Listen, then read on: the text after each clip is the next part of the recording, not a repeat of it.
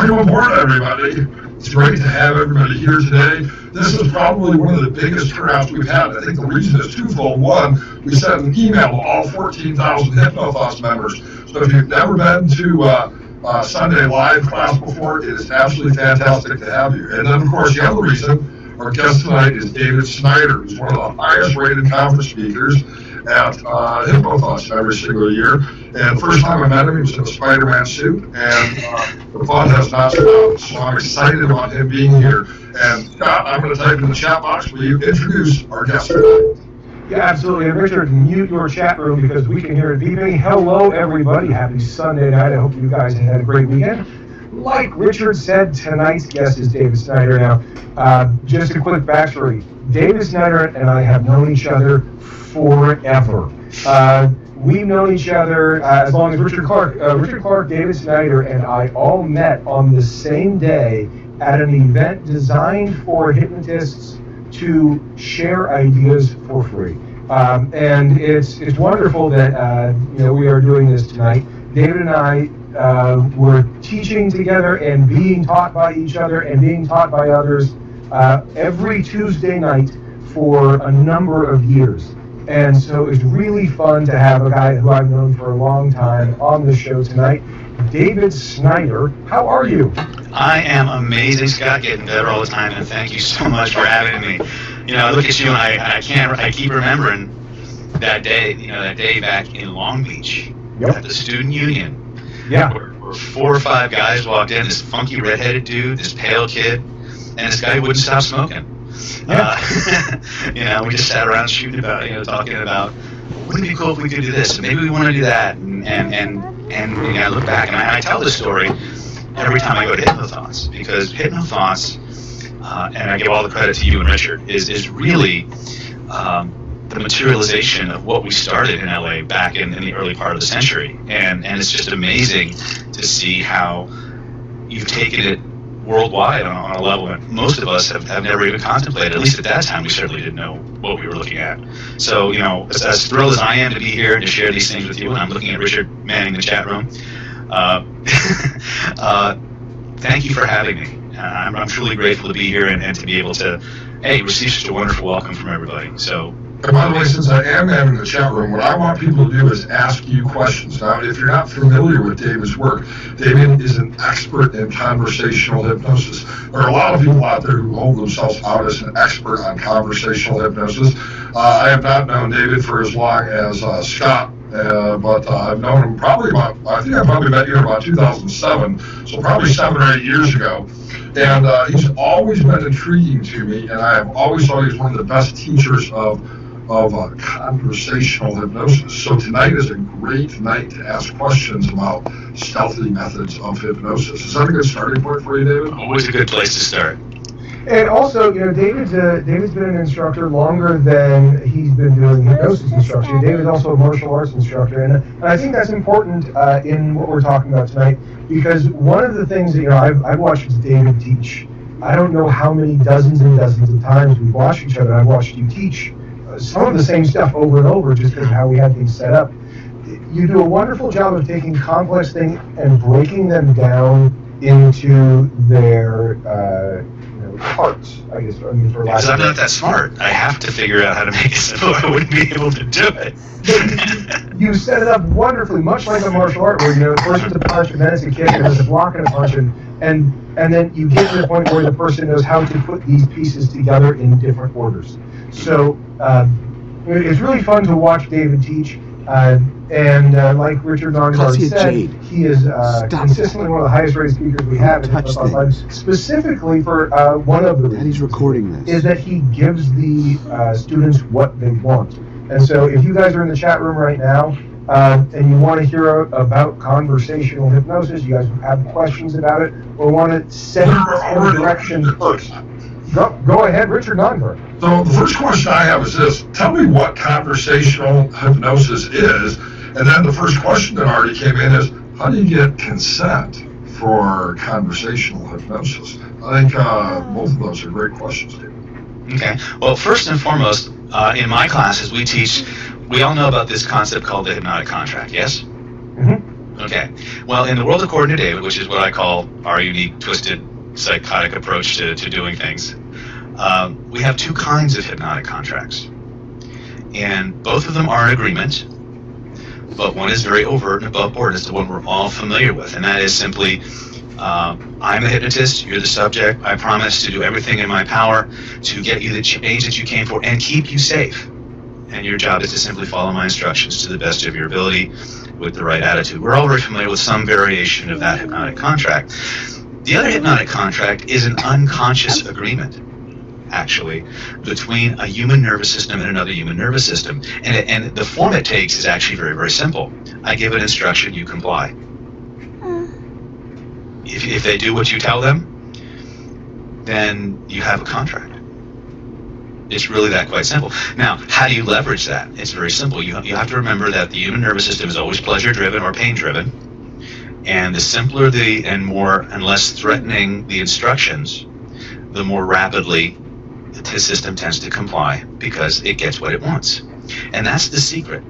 Every human nervous system on the planet wants to feel good.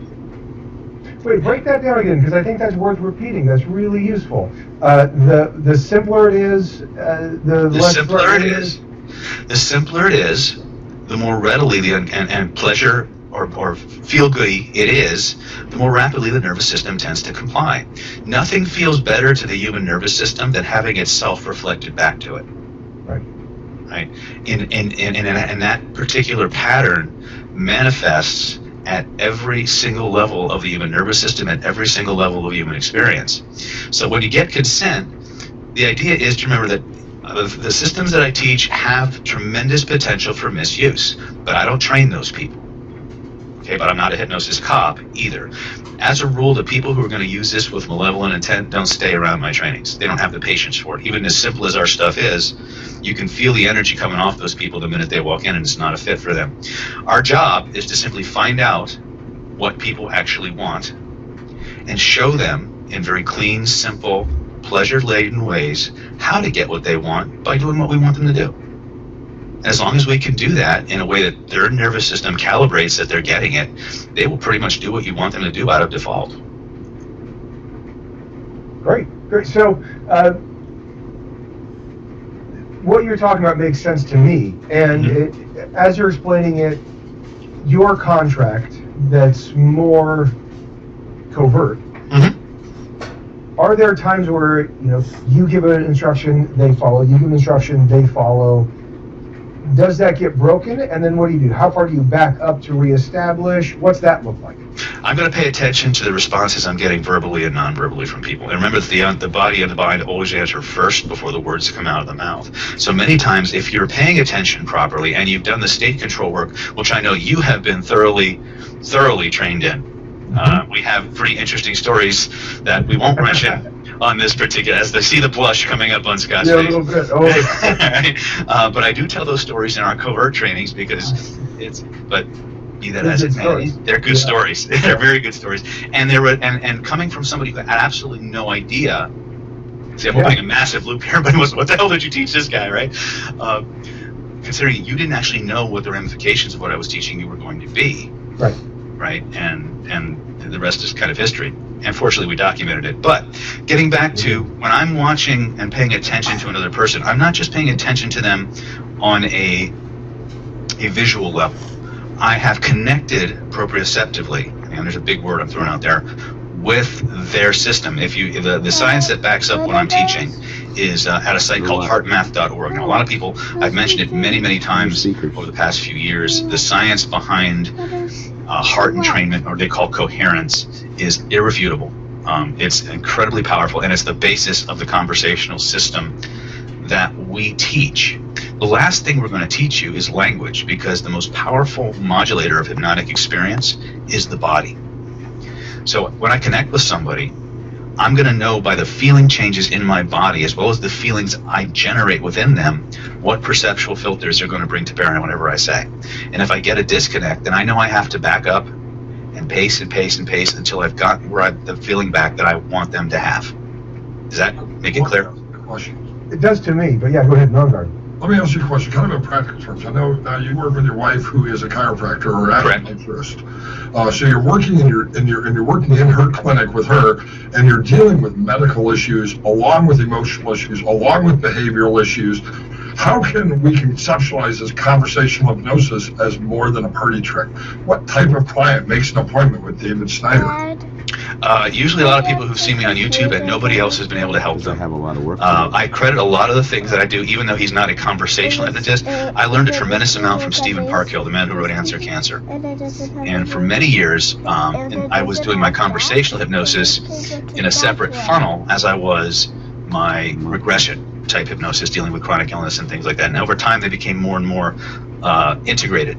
But what people come to me for is anything that just is not responding. But what I've done is I've put a tremendous amount of techniques on the internet that people can try.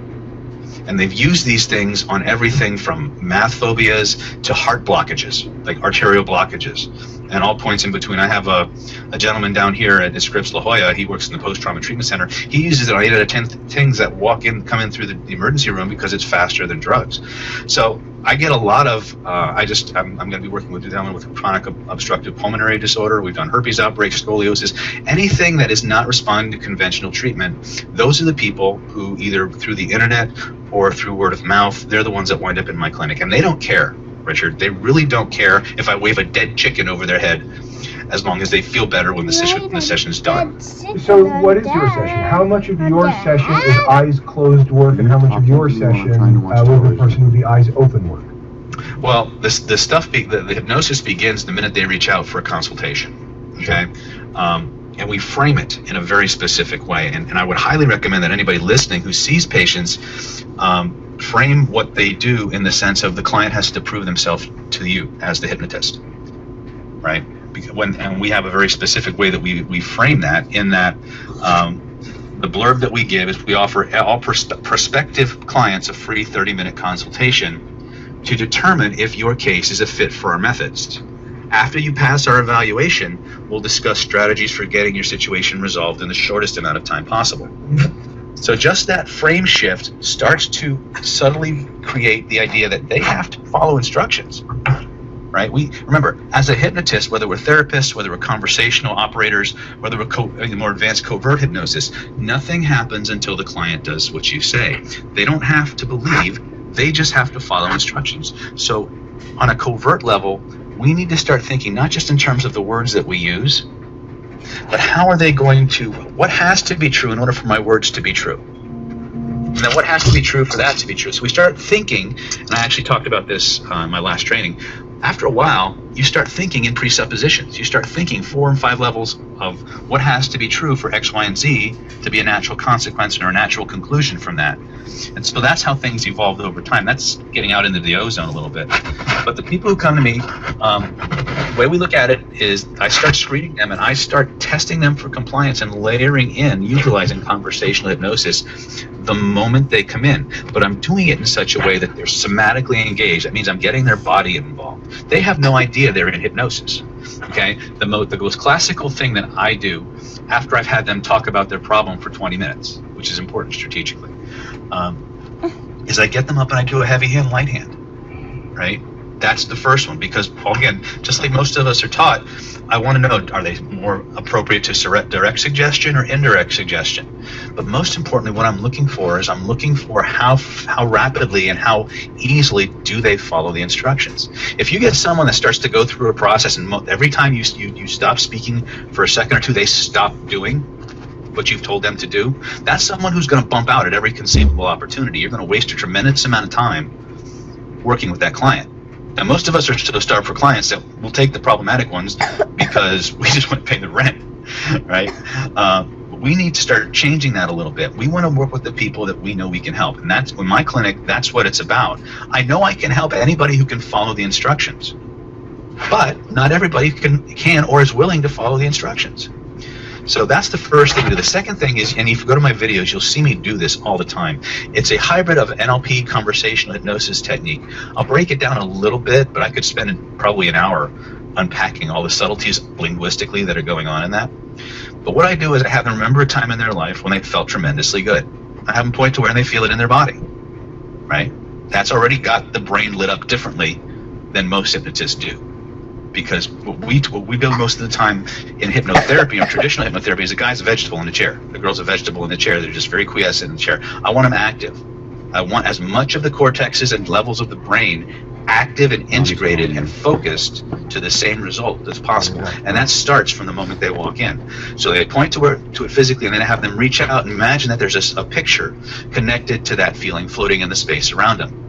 From there, it's facilitating absorption and focus. I have them reach out with both of their hands and trace the edges of it. Make it bigger. Notice what happens to the feeling. And then as I ask these questions, every time I ask a question, they have to go inside to find the answer and validate that it's changed. So I'm fractionating them through this whole thing. They have no idea they're in profound state of somnambulism, right? And yet they're moving stuff around, they're wrapping it around, they're getting all these spatial locations, and they're convincing themselves that something is happening. I don't have to do anything beyond that, except tell them what to do, because I'm conditioning them through that give and take also to comply to my instructions, while at the same time I'm gauging their willingness to do it.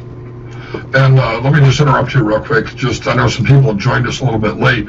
Every Sunday night we get together for a free hypnosis class. Scott and I host it. We often have a guest. Tonight, if you just tuned in, our guest is David Snyder, who is in Southern California and is one of the highest rated hypnothought speakers every year. So welcome aboard if you just joined us. And the cool thing is that we always have our guests guide us through a hypnosis session, which we'll do at some point, so you'll have a chance to experience hypnosis as well. Scott? Yes, Richard? Well, that was like I'm turning it over to Scott. Oh, that was turning it over to me. Well, going off what you were just saying there, Richard, before I asked David a question, not only do we have our guests walk us through hypnosis, but whenever possible, we have our guests offer products and services at a tremendous discount. No, you can't have them. Okay. Again. Well, actually, it's too late because I already posted in your free conversational hypnosis course. Do non guard. That's free. Guys, I want you to pay attention to the generosity of David Snyder, and we really do appreciate it. When we were talking about doing this, we said, we want something like a discounted thing, something like that. And he said, I'll give you something discounted, but I'd like to give you something free too. He gave us one of each. It's really, really cool of them. So up above where you guys, the regulars, you know where it is. Above this video, there is a link to click on, and you get more of David. So, we're 15, 20 minutes into this conversation now, and if at the end of it you haven't had enough, that's where you go to get more free stuff. By the way, the thing about it is there was so much free stuff. Instead of putting it on our HypnoStore website like usual, I said, I can't do that. That'll take me all day. And so it takes you right to David's page, where there is a tremendous amount of audio, video, transcripts. It is, in fact, a complete course. David, what's one of the highlights of that course? What do you like to teach people that they can sort of take as a takeaway from any class you do or interview you do? Lots of hypnotists are watching right now. What's something that perhaps they haven't thought about before, or something they haven't done before, that they could start doing today that would bring value to the people they're working with? Well, I'll tell you, it's not sneaky, but I'm debating on whether to just do it to you and then explain it later, or to explain it to you and then do it. Usually it's better to just have you have the experience and then go back. But one of the things that I really do want to get out there to everybody, regardless of whether you've been doing hypnosis 20 minutes or 20 years, have fun with what you do.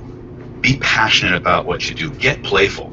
Remember, as many of us are educators, and Scott will verify this, I was teaching hypnotists for free for over 10 years. Okay, I know what trainings are out there. HMI used to send people to our meetups, or then it was called a sleepwalkers event, but they would send them to our meetings in LA and have us sign off that they attended the class for extra credit. So I've seen what every system is teaching. I know how they teach. I know from the bottom of my heart, as good as those curriculums are, there is no training on the planet that will prepare you for dealing with human beings in their natural habitat. They can give you a foundation, but just like Michael Tyson says, everybody got a plan till they get hit, right? So when you get in that room, you have a set of principles and a set of guidelines that you were taught. And yes, every now and then the client actually does follow the process. But many times, some of the biggest discoveries I've had that I've shared with the world and have really changed my life happen when things didn't work. And I want you to really understand that when things don't work is an opportunity for you. It's an opportunity for you to get really friggin' creative and start getting really curious. And the more curious you become, the more rapidly you'll gain that facility and that ability to just roll with the punches that every hypnotist covets and every hypnotist needs if they want to be effective. And that's really just that mindset that there's two kinds of people that we deal with, and Scott can validate this, and I'm sure Richard himself has seen this. There's two kinds of people I've seen in the world of hypnosis. We have the achievers, and we have the chronically overtrained. Okay? Now, they have a lot of things in common, one of which is the achievers in life know that they're never done, which is exactly the same as the chronically overtrained. They know that no matter how much they know, no matter where they go, no matter how many people they study with, there's always more to learn. The fundamental difference is that the achievers know they have enough to start. The chronically overtrained can't start until they're finished, but they're never finished, so they never start. That is so true. You know, I offer a 6-hour course on anxiety and hypnosis. And somebody on our ICBCH forum just the other day said, "Wait a minute, how can you teach somebody to deal with hypnosis, deal with anxiety in just 6 hours?" Well, that presupposes that they came to the course with zero knowledge. Mm-hmm. And it also presupposes that some knowledge can't help you to begin.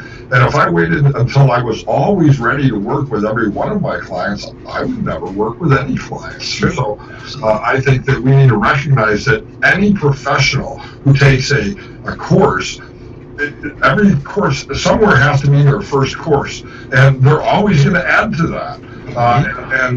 And somebody who takes, for example, the HMI free course, or the course that Scott offers at HPTI, or the ICBCH Gold Level course, is going to have the skills necessary to begin helping people, even if it doesn't give them all of the skills to solve every world problem. Amen, brother. And if you extrapolate that out to things that are more product-oriented, whether it's your website or your first hypnosis recording MP3 or a book or whatever, they say a work of art is never finished, it's abandoned. Right? And I remember for years saying, I'm not ready to make recordings yet. And I spent a couple years seeing clients say, I want a critical mass of data. I want a critical mass of data. I want more before I do it. And then I finally said, okay, I just got to start making stuff. And I started making stuff, and I was really proud of the stuff I was making. And I said, okay, this is good. And I go back and I listen to it, and some of them are good and some of them aren't, if I'm candid. But that's what growing up is. That's what evolving is. That's what maturing is. That's the progressive discovery of our own ignorance. I mean, that's what we're supposed to be doing. And so the idea of you're going to learn more by getting started than you will just taking classes. And obviously, the three of us are very pro-education, pro-traditional education, and supplementing that with getting out of the classroom and applying the stuff in the real world, so you see what parts do overlap and what parts need creative problem solving. Yeah. Once you've got a source for the education that you need to balance that with just going out and doing stuff. Whether you charge or not charge, get out there and just hypnotize as many different people in a fun, playful way. This is the other thing: is everybody looks for something serious to be their first go-round with hypnosis until they walk in and have all these tools, and then you have a screaming ab reaction, because that's how the universe works, right? They always come out of nowhere, which I get really excited, by the way, when they start having ab reactions, because that means what I'm doing is working. But start with fun stuff. Go out, play with it. Just play with it, as Brian David Phillips calls them, imagination games. Frame them as little games. Look how cool your mind is. And from any of that, you'll start to get just the reps over and over and over again. What we've started doing in our training funnel, just to make sure that these people know that they're going to be engaged on what they produce. We've actually started having people keep track of how many interventions, how many inductions, how many funnels. Because when I teach things in silos or stacks of techniques. So everything builds on what went before. And so they literally log every time they do an instant induction, every time they do a gray room, every time they do a magic frame, every time they anything. And at the end of the class, they have to turn it in. They give me a copy, they keep a copy, because they're going to know when they walk out of that class how much work they've actually done. And that, in and of itself, is a tremendous, tremendous confidence builder because you've walked that path. A couple of questions in the chat room here. Number one, you have a degree in anthropology, and I'm assuming that's because you have a perspective that comes from an anthropological vantage point, which I would definitely agree with as well. Did you study anthropology at all? No. I think I did study acupuncture though. An A word, yes. And I'm a type A personality, but that's. I thought you were about to say you were an A word, and I was going to say no. I'm an A word. That's kind of like my term of endearment for my wife most of the time. You asshole. Anyway, but question number two: have you ever done stage hypnosis, David? Watch my videos. I'm doing therapeutic stage hypnosis all the time. The difference is that I've done a few parties and stuff like that. I've studied stage. I teach hypnotic presentation skills. In fact, we just finished a class on that last week. And that's not hypnotizing people on stage. It's hypnotizing the audience from the stage. And so it's very much all about installing and I don't consider myself a motivational speaker so much as a transformational one. I want to be able to, from that audience, or my students from that audience, to be able to dramatically guide an audience through profound changes, covertly and overtly. And so I have done stage. I've trained in stage. In fact, if you look at some of Mark Cunningham's early stage hypnosis videos, you'll find me lurking about in there somewhere. So I've done it. It's not my fault. I'm going to have to go break out the VHS tapes and look for you. He's about, what, 30 pounds heavier, though? About 30 pounds heavier, yeah. Actually, at that time, yeah. And I actually got heavier after that phase. I actually ballooned up another 30 pounds, and finally, when I got around to losing the weight, I dropped in total about 70 pounds. Wow, how do you lose that much? Sorry? How do you lose weight? Since HypnoFoss, I've lost 21 pounds. And so I'm always curious when I meet other hypnotists. I put on a lot of weight because of my foot surgery and I couldn't walk and I wasn't active. Got up to 230 pounds and my goal is to get back to 190. And so I've been dropping the weight since HypnoFoss. How did you lose the weight? The weight came on for me through a combination of actually what I call it alchemical work, which is basically hypnotherapy directed at myself. And a combination of HCG, which is a human chorionic gonadotropin process, but not the one that Kevin Trudeau was busy promoting in his book and stuff like that. We actually got my wife has a PhD in biochemistry, so when we look at these things, we look at them very differently. We looked at the original 1950s protocol, which has only 2 phases instead of 4. And we tested it clinically in the clinic, the original 1950s protocol called Pounds and Inches by Dr. A.T.W. Simeons. And as we were going into this process, the one thing that became apparent very, very early on was that we were seeing tremendous amounts of people who were the weight was coming off. The HCG will take the weight off everybody. The problem is, as soon as they get off of it, even if they get through the process, it comes right back. And the reason it came back in everybody but me was that nobody was doing the emotional clearing work. And that, at the end of the day, is, again, our stock in trade. The brain, the mind is doing things, and the weight is never the problem, the weight is a symptom. So we can do all kinds of things to take that weight off. But if we're not dealing with the reasons why we put that weight on in the first place, chances are nothing you do is going to stick very well. Okay, now I've lost, like I said, 21 pounds. I have 19 to go. And I'm at plateaued here at 209. And so tomorrow I'm going to go to Costa Rica. And I'll be back on Friday. And you think that'll help me get emotionally clear? Hell no. But you will get some exercise, that's for sure. Traveling is one of the biggest, and especially the lifestyle you lead, where you're jet setting it. Last time I talked to you, like today, if you're on your way to Japan, you might still be there for all I know.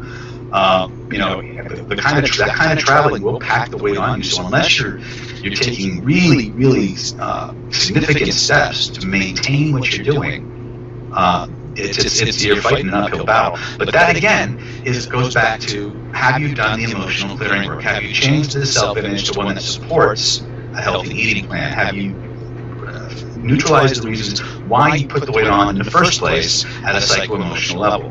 Have you changed the identity? And in fact, again, we're coming up on halfway through the thing. So I usually say this at the beginning of a training. But what I'm going to do, if all the questions that people have is, here, we have time for this. So again, I'm going to take you as far as I can and answer as many questions as I can, and then show you guys where to go next, if that's okay. Would that be all right for most of you guys out there? Sure. Okay, cool. So that's how I did it. Okay, I understood, and I found that actually, if you look at what Simeons was doing in his 1950s protocol, a lot of the foods seem to have a health or a weight maintenance effect even after you get off the HCG. They seem to have less impact when they become part of your staple diet, even though you're eating much higher quantities. They still seem to have a very significant weight stabilizing effect. So what we've done, that was kind of where we started with the emotional clearing and changing how we eat. And I had to realize growing up that it was an ongoing process for me, because I grew up, we would get this massive plate of food that would feed a starving child or a starving family in Ethiopia for a solid year as an individual serving. So that's how I grew up. And the problem that we have many times is the things that actually contribute to our weight problem are things that we took as being normal growing up. And we have to completely go back and say, whoa, that was a common occurrence, but it's not normal, and we need to go back and really make those adjustments as well. Yeah, so I actually give a talk at one of the drug rehab centers, any of the drug rehab centers, anything can become the new normal, right? And whether that's changing your belief system about yourself, changing your diet, starting or stopping doing drugs, and anything in between, it can become normal. And nothing feels completely normal at first, but it can feel different, can be a good kind of different, and the feedback can just be, let's get you ready for this, so that as this is changing, you can make this a new normal that is sustainable, not a temporary process or a result. You actually said something. I came to your training on addictions 2 months back, and you actually said one thing that actually helped me tremendously, and I'm going to paraphrase it, I'll probably mangle it, but you basically were telling the story, and you were saying that, 99% of the time, you are better resourced, you are completely normal, you're more in control than anyone around you, but 1% of the time, you're completely insane, and you go nuts, and that 1% is what we use to validate whether we're succeeding or not. Yeah. And I find that to be true. The only difference I say is it's a single-digit percentage, and it's a different single-digit for 2%, 1%, 7%. But yeah, I mean, it's 90-something% of the time you're awesome, incredible, and it's a single-digit percentage of the time that is getting all the attention. Yep. And to me that helped me a lot, because as much as I've been doing this work, there's still things that my body just wants. And every now and then I look at something that I know I'm going to pay for later, and I hear that little voice. 1% of the time, you're completely insane, but the other 99%, you're better than everyone else. And more often than not, the fact that it refocuses me back on the 99% changes my response to that food. So I'm always learning, and that's the other thing. I can't stress that enough. My students, my clients teach me so much. And you will too, and that's the thing, is that's why I get excited when things don't go the way that we plan, because that's an opportunity to find out how human beings actually work. Yeah, we had an HPTI course I did on contextual psychology, still offered at HPTI, and I decided I would do a live session with a real person, and the unexpected happened, and he actually showed up for the session drunk, and it was literally the worst session I could have possibly done. Everything was stacked against me, and I thought to myself, I'm going to take this out of the course, right? I'm going to edit it. And I thought, no, people need to see how the real world really is. And so he actually came back for the second session, and I thought for sure he will fail. And it turned out he actually did well. In the second session, he looked like the world's greatest hypnotist. It was all by accident. I went from being the worst hypnotist to the best hypnotist in a 24-hour period. It really had nothing to do with me. It had everything to do with the reality of the situation. So somebody else questioned Linda did you create emotional clearing hypnotic recordings, or did you simply use affirmations, or was there some other techniques you used, David? I used the gray room. There were some other techniques that I used. You'll see, the gray room, in fact, I did not invent the gray room, first and foremost. I did not use affirmations, as we understand them. I use the gray room a lot. I use my spinning process a lot. I use a lot of self. Use that term awful that.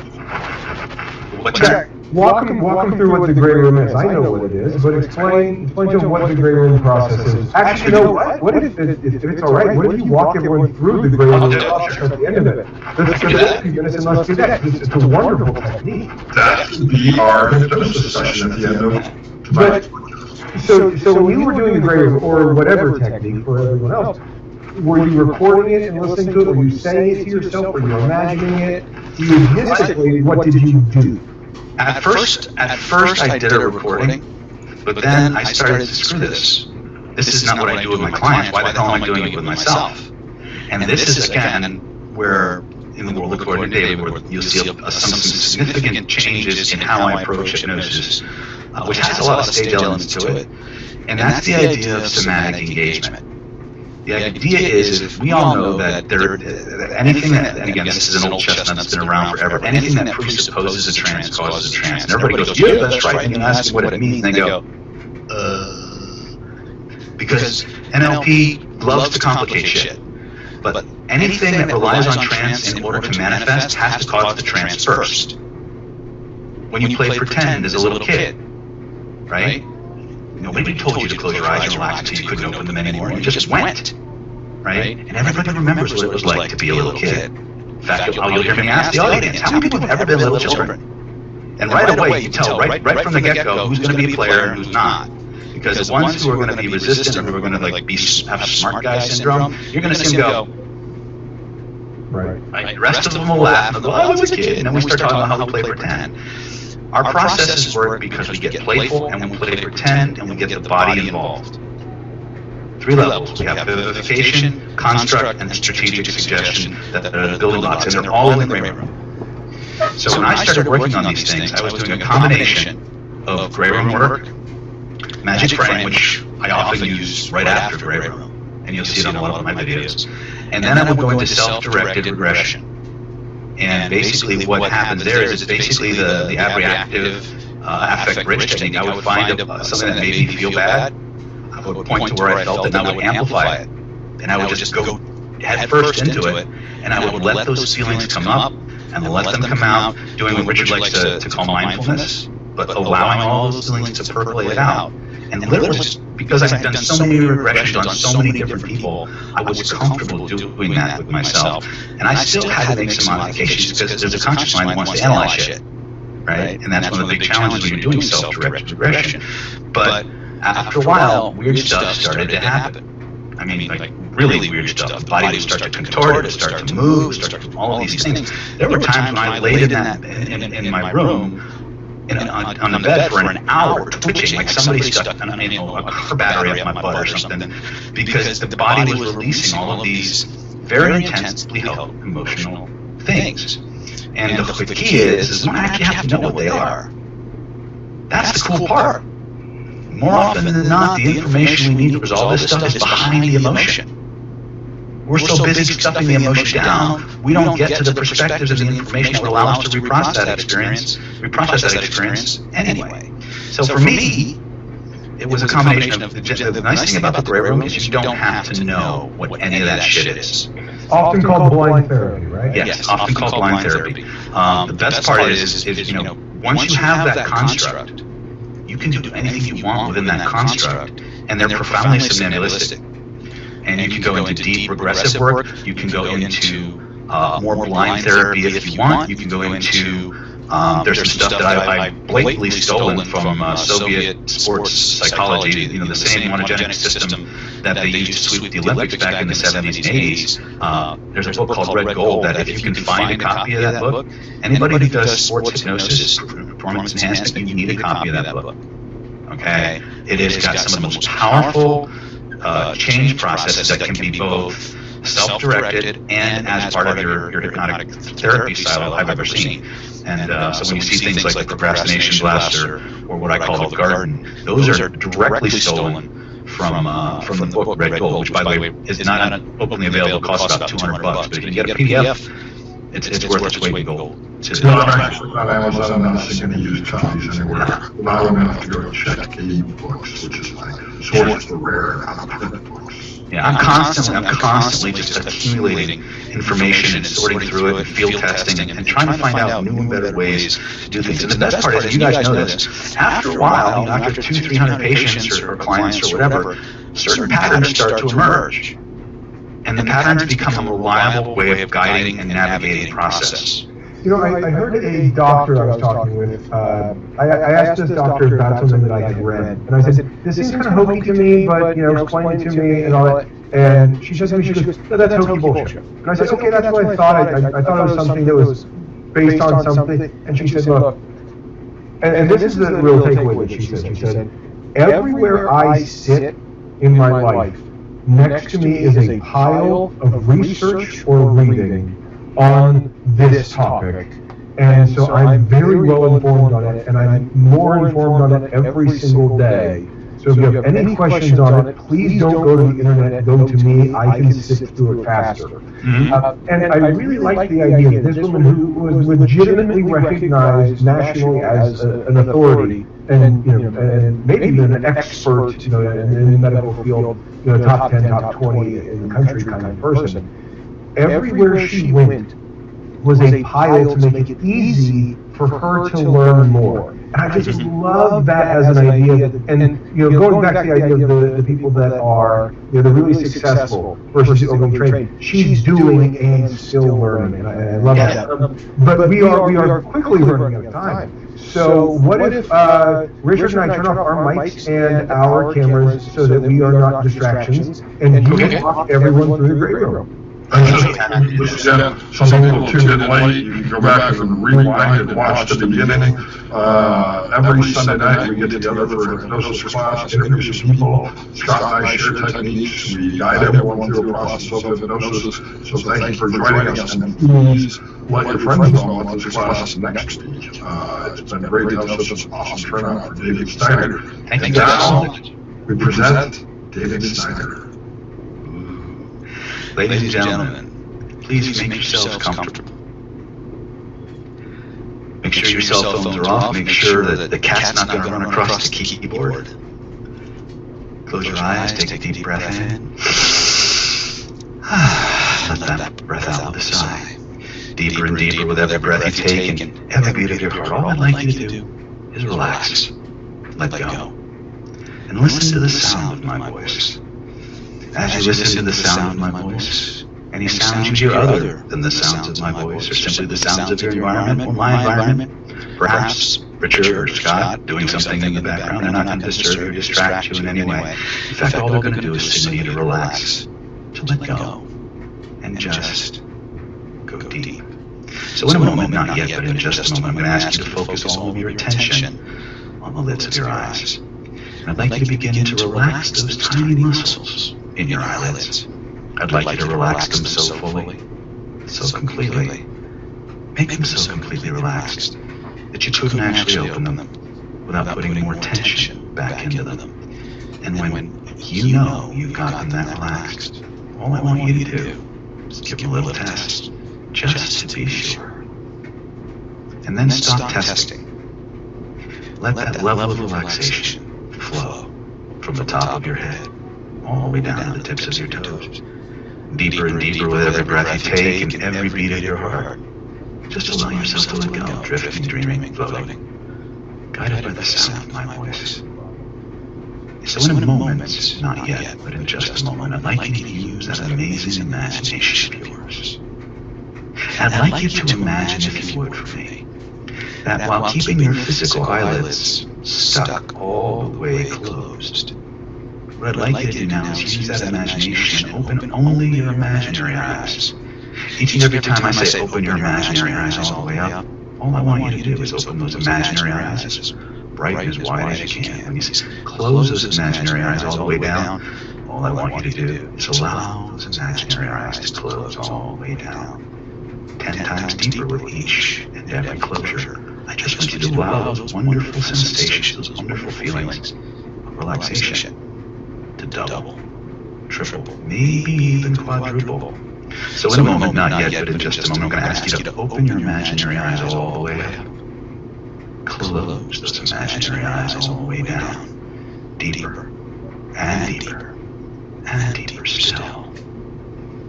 Open those imaginary eyes only all the way up. Close those imaginary eyes all the way down. Deeper and deeper and deeper still. Drifting, dreaming, floating, flying. Any sounds you hear other than the sounds of my voice, simply the sound of your environment. Every word I speak, every breath you take allows you to go deeper and deeper and deeper still. And the best part is that no matter how far inside you travel, no matter how deep inside you go, you'll always be able to hear my words, follow my instructions, and obey my commands, because you realize at the very deepest level of your mind, your body, your soul, everything I say and everything I do is for you, to give you the life you want, the way you want it, by your standards, your definitions. So one last time, I'm going to ask you to open those imaginary eyes all the way up. Close those imaginary eyes all the way down. Deeper and deeper and deeper still. Now for this next part, because there are so many of us out there going through trance separately together, I want you to do this at your own rate and speed and allow your unconscious mind to just follow along at whatever rate is natural for you. In a moment, not yet, but in just a moment, I'm going to ask you to begin to relax that mind of yours just as deeply as we relax your body. We're going to do that in a very, very special way. In a moment, I'm going to ask you to begin to imagine the alphabet backwards, starting with the letter Z. With every breath you take, every beat of your heart, all I'd like you to do is allow those letters to become more and more relaxed, fully out of your mind, out of your body, out of your spirit. Turn the volume all the way down. Make them smaller and darker and harder to see. And many times when we relax that completely, we get so relaxed, we get so into ourselves that we just don't want to speak, and that's okay. However rapidly or slowly you go deep inside, I just want you to continue to relax, to let go, realizing that just like when you were a little kid playing pretend, anything you can play with, anything you can point to, anything that you can imagine inside, you can create. So in a moment, not yet, but in just a moment, I want you to use that amazing imagination of yours once again. And I'd like you to begin to imagine that floating above the top of your head is a beautiful ball of glowing orange fluid. Beautiful glowing energy. And with every breath you take and every beat of your heart, that fluid begins to flow down through the top of your head. Down through your scalp, through your facial muscles, through your neck and your shoulders, all the way down from the top of your head to the very tips of your toes. Now this fluid that you're experiencing, this warm, soothing energy in the world, according to David, we call this the universal solvent.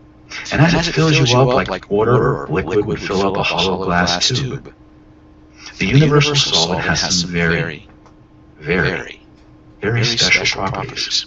You see, like a magnet is drawn to metal, like water soaking into a dry sponge, the universal solvent seeks out any place in your physical body, any place in your emotional body, any place in your mental body where you're harboring any stress, any strain, any less than positive experience. The things you consciously remember and understand. Most importantly, the things you unconsciously remember and understand. The parts of you, the experiences that you've had, the resistances, the beliefs, the limitations, the less than positive feelings that have been locked away, stored somewhere in your body. Without your conscious knowledge, without your conscious consent, that have been waiting for a time when you could go inside, come back inside, and tell your system what to do instead. So all I'd like you to do now is you allow that fluid to fill you up, fill you up. Fill you up from the tips of your toes to the top of your head. All I'd like you to do is observe that process taking place, noticing like a magnet being drawn to metal, like water flowing into a dry sponge. Any place in your mind, any place in your body, any place in your spirit that you're harboring any stress, any strain, any limitation, any resistance to positive change. The universal solvent seeps into those areas like a magnet being drawn to metal, like water soaking into a dry sponge, and it begins to saturate, to dilute, to dissolve, to break up, to pull out and draw out of your mind, draw out of your body, or out of your spirit any less than positive experience, conscious and unconscious. The ones you know about and the ones you unconsciously know about. Holding them in suspension in that golden orange fluid, while at the same time, another level of your mind, another level of your consciousness, another level of your awareness begins to float up out of that physical body, floating higher and higher and higher still, until you can actually, it's almost as if you're floating on the ceiling of your room. You can actually look down, see your body in the chair, look inside and see that universal solvent doing its work, doing its work, doing its work. And as you look deep inside, as you experience that process, some people, as they go through this process, they notice it's a lot kind of like peroxide. Sometimes you pour peroxide over a cut or a scrape and it fizzes and it bubbles. Some people get warm, some people get hot, some people twitch, some people have waves of emotion come up. Whatever you're experiencing, whatever you're going through right now, that's perfectly okay. Just allow those processes to take place. As they come up, they come out. As you feel them, you reveal them. As you reveal them, you heal them. Solve, dissolve, and resolve from the body. Solve, dissolve, and resolve from the mind for all the right reasons. As your consciousness, your awareness begins to float even higher and higher and higher still, until you find yourself actually floating and looking down at the very curve of the planet beneath you. And as you look around this place, it's like being in outer space, but there's something a little different about this place. It's not empty, it's not cold, it's not vast, like you would expect outer space to be. It's warm, and it's safe, and it's comforting, and it's nourishing and nurturing in all the ways that are most important to you. In this place, in the world according to David, we call this the womb of eternity. And it's a place beyond time and space. That place from which the spark of you, that is your consciousness, the part of you that's connected to all life and all living things emerged. And from one day it will return. But in this place, my friends, you are connected to the source of all life, the source of all living things. And anything you can imagine, anything you can intend, must become true for you, for all the right reasons. As you float about this space, feeling a sense of connection, feeling a sense of being loved and held and cared for, nurtured in all the right ways, there's a star off in the distance that blinks and glows. Now, I don't know if you've ever seen a pet really happy to see its master coming home, how it jumps and it gets excited and it feels so happy to see that master, because it hasn't seen you from its perspective in such a long time. As you look off into the distance, you see that beautiful star beckoning to you, twinkling, going brighter, more excited, more agitated, and you get that sensation of truly being welcomed back. And you find your awareness moving towards it, faster and faster with every breath you take, every beat of your heart. That awareness just grows stronger and stronger. Beams of starlight pass over and around and through your body, and every place those beams of starlight begin to touch. You feel a cleansing, a healing, and nourishing taking place, as if a filter is being applied to every level of your mind, body, and soul. And at some point you begin to pass through that starlight, and you feel it deep inner cleansing and inner healing, as if all the things that are the very best parts, they're the only things that make it through. And everything else is filtered away, and you find yourself in an amazingly cool place. You're in a dome-shaped room with pearly gray walls. And in the center of that room is a beautiful, roaring fire pit with a beautiful roaring fire. And as you look around the room, you notice on the walls are what look like colored squares. And you instinctively recognize that one set of squares on that wall represent all the wonderful, amazing, powerful things about you. All the things that make you feel strong and confident, worthy and deserving. While those other colors, they represent all the less than positive things. The things that hold you back, the things that cause you to resist, the things that make you say things you don't want to say, that inspire you to do things you don't want to do, or speak when you should just not say a word. Things you consciously know about and understand, and most importantly, the things you unconsciously know about and understand. And because we're coming close to our time together in this place, time doesn't exist. I want you to reach out with your dominant hand and touch one of those squares that represents a less than positive experience, as you touch that feeling, or you touch that square, I want you to notice there's a place in your body where you feel it.